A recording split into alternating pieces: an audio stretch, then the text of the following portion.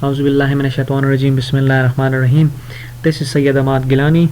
In today's video, we will be talking about one of the most important poems written by Robert Lee Frost, an American poet.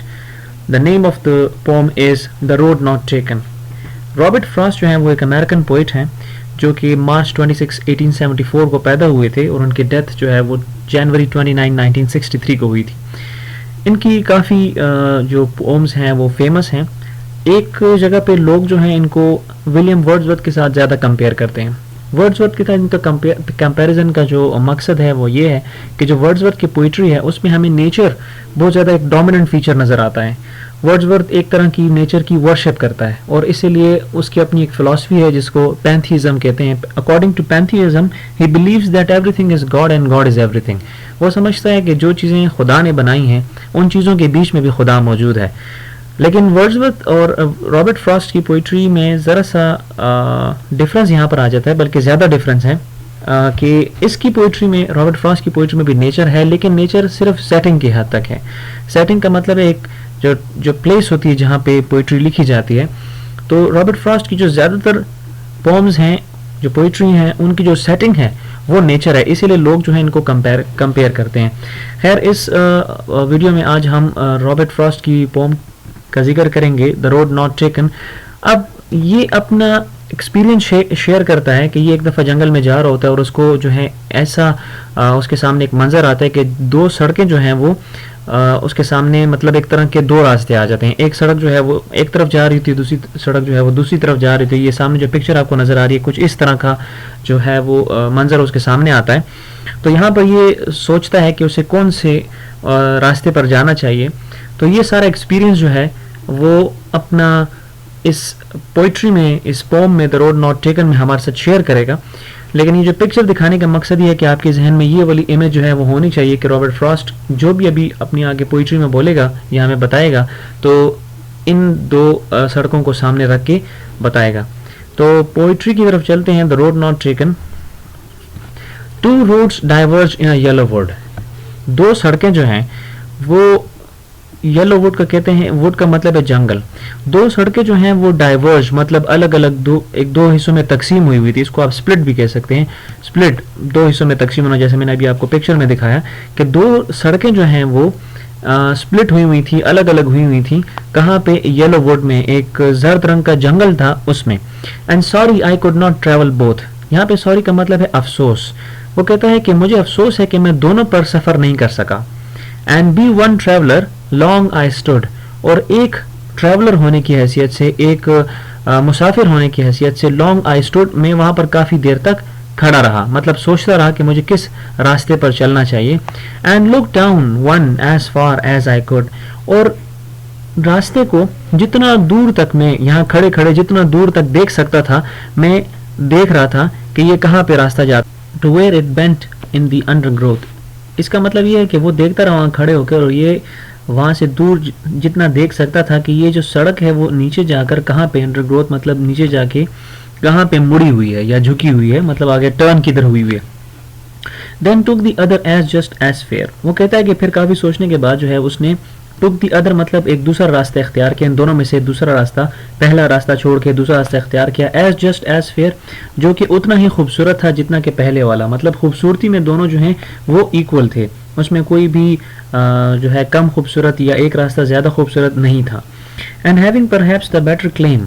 और कहता है कि शायद मैंने जो ये फ़ैसला किया था ये अच्छा फ़ैसला था कि मेरा जो ये दावा था, जो रास्ता मैंने इख्तियार किया था, वो कहता है शायद ये अच्छा फ़ैसला था मेरा वाला। बिकॉज इट वॉज ग्रासी, क्योंकि वो जो रास्ता इसने सेलेक्ट किया था अपने लिए वो ग्रासी था, उस पर काफ़ी घास उगी हुई थी।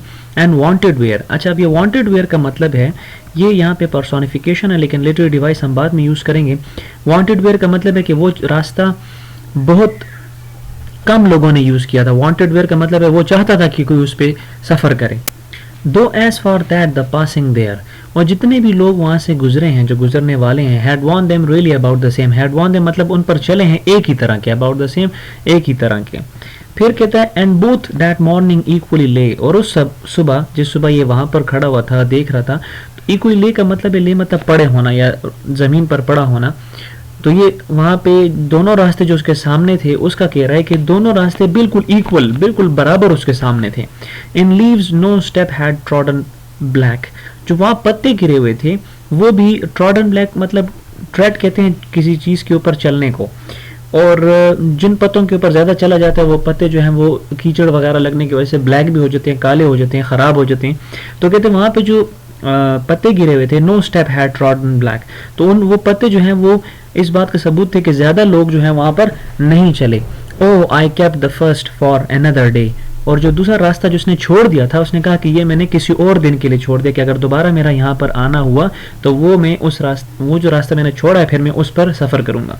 Yet knowing how way Leeds on two way, और ये मुझे मालूम होता है, मतलब मालूम ये जानते हुए कि how way Leeds on two way, कि ये जो रास्ता है वो कहाँ पे लेकर जा रहा है, मतलब ये पता है इसको कि जिस रास्ते पे ये जा रहा है और वो फिर बहुत ही आगे निकल जाएगा और बहुत मुश्किल ही होगा कि ये वापस आ सके। I doubt it if I should ever come back, यहाँ पे ये खुद ही कह रहा है कि इस बात पर भी मुझे शक है कि शायद मैं दोबारा यहाँ पर आ भी ना सकूँ, लेकिन फिर भी ये जो दूसरा रास्ता इसने छोड़ा, ये फर्स्ट वाला, ये इसने फिर कभी ज़िंदगी में इसने कभी यहाँ पे आना हुआ तो फिर ये रास्ता जो है यहाँ पे इस रास्ते पे सफ़र करेगा।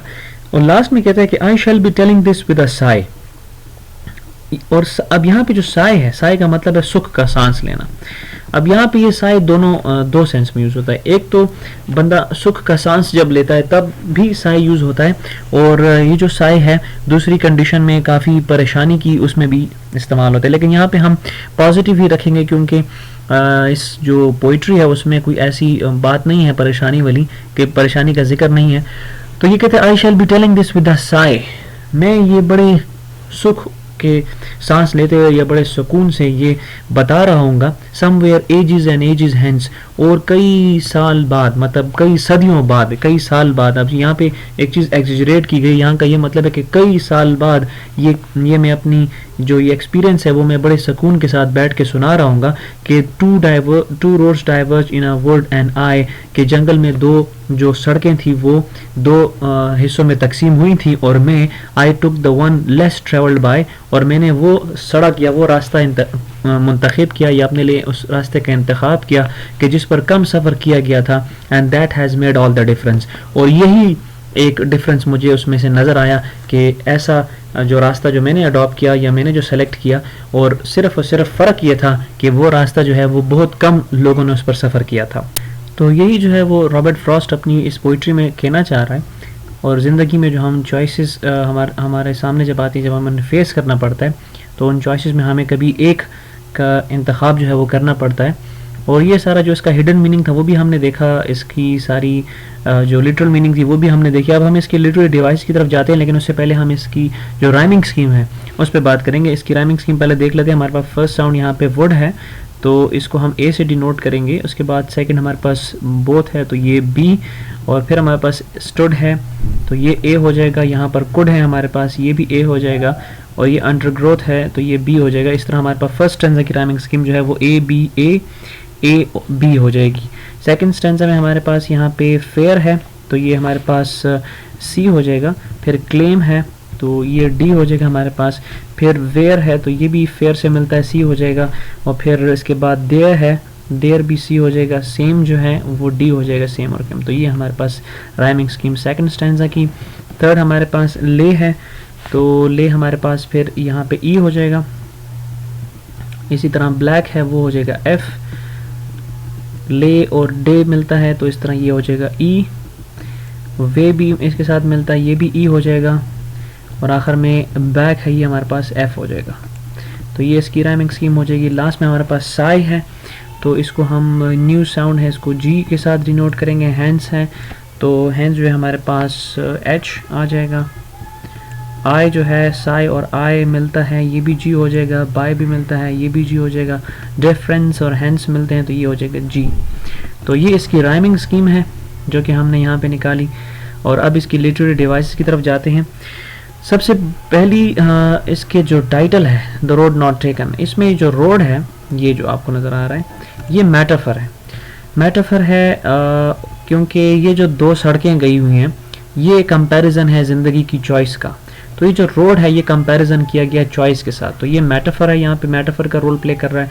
इसके अलावा जो येलो वुड है, येलो वुड ये जो है यहाँ पे हमारे पास, मैं आपको इसके साथ, ये जो येलो वुड है, ये यहाँ पर हमारे पास इमेजरी है, इमेजरी हमारे पास है, क्योंकि यहाँ पे येलो वुड हमारी जो सेंस ऑफ साइट है उसको अपील करता है। उसके बाद येलो वुड के बाद हमारे पास आगे जो है, अगर हम दूसरे स्टैंजा पे जाते हैं तो दूसरे स्टैंजा में सबसे पहली लाइन में हमारे पास यहाँ पे सिमिली है, एज जस्ट एज फेयर, ये हमारे पास यहाँ पे सिमिली आ जाती है। और उसके बाद यहाँ पे दो, एज, फॉर, तो ये दो, एज, ये हमारे पास रिपीटिशन ऑफ वॉल साउंड है, तो इसलिए हमारे पास ये एसोनेंस है। एसोनेंस की टेक्निक है, रिपीटिशन ऑफ वॉल साउंड जब बार बार रिपीट होता है तो उसको हम एसोनेंस कहते हैं। उसके बाद हमारे पास यहाँ पे वांटेड वेयर है, जो मैंने आपको शुरू में कहा था वांटेड वेयर, ये वांटेड वेयर हमारे पास पर्सोनिफिकेशन है, ये एक लिटरल डिवाइस है हमारे पास इधर। और उसके बाद आप लास्ट स्टैंजा में देखें तो यहाँ पे एजेस एंड एजेस, ये एक चीज़ को बढ़ा चढ़ा के पेश किया गया, एजेस एंड एजेस, तो ये जो हमारे पास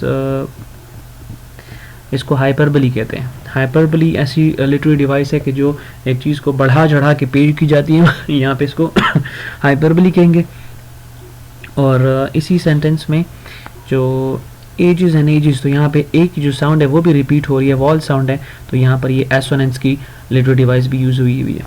ये सारी डिवाइसेस हैं जो कि इस पोम में यूज़ की गई हैं। इसमें हमने लिटरेरी डिवाइसेस को भी देख लिया, इसकी राइमिंग स्कीम को भी देख लिया, इसकी लिटरल मीनिंग को भी देख लिया, इसके हिडन मीनिंग को भी हमने देख लिया है कि शायर असल में क्या कहना चाह रहा है। तो ये मेरे हिसाब से रॉबर्ट फ्रॉस्ट की बहुत ही खूबसूरत पोम्स में से एक पोम है, एंड आई होप आपको समझ आ गई होगी इसमें। This is all about Robert Lee Frost's poem The Road Not Taken. Thank you very much.